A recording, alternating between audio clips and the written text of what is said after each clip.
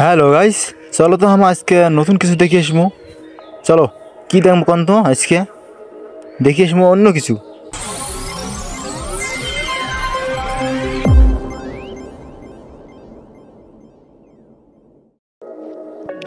মুই রেডি হনু, রেডি হওয়ার পর মোরা না ভিডিও করনু কোন তো কেমন দেখা যাচ্ছে, মুখ ভালোই তো দেখা যাচ্ছে মনে হয়। মোর মামার শ্বশুর মারা গেছে, তার চতুর্থ কর্ম করিবে। মোর মামাটা কেমন জানেন? মোর মামাটা হচ্ছে মোর মা আছে না, মোর মায়ের মাসির বেটা, তা মোরও মামা হয়। তা ওর ফের আবার শ্বশুর মারা গেছি, তার কারণে আজ চতুর্থ করছে। সেই চতুর্থ মুইয়া না ভিডিও করনু। তা ভিডিও করে কি করিম? তা অবশ্যই না ব্লগ ভিডিও বানাও যা হতো, সেহেতু ব্লগ ভিডিও ছাড়ি দি মেলা। সব কিছু রেডি করে নিছি, এখন বসিবে চতুর্থ করিবার। ওটে ফের মুইও গেছুন ধুতি পরি।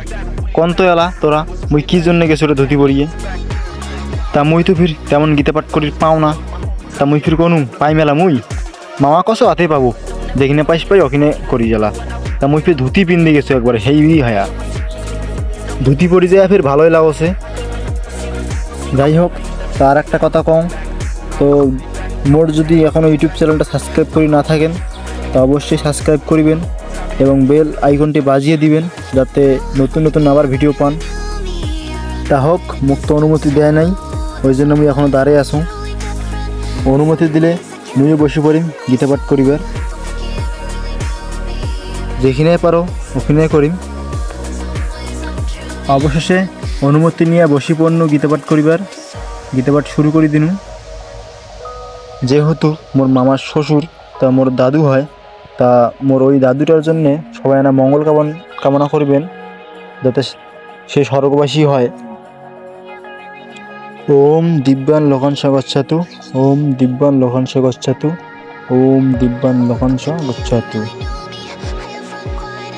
তাহার আত্মা যেন স্বর্গবাসী হয়। তা হোক, বেশি কিছু আর না কন, এই হচ্ছে চতুর্থ কর্ম। তো সবাই ভালো থাকবেন, আবার নতুন নতুন ভিডিও পেতে সঙ্গে থাকবেন এবং লাইক কমেন্ট শেয়ার করতে ভুলবেন না। আর ইউটিউব থেকে দেখলে অবশ্যই সাবস্ক্রাইব করবেন আর লাইক করবেন আর কমেন্ট করবেন। পুরো ভিডিওটা দেখার জন্য ধন্যবাদ সবাইকে। নমস্কার।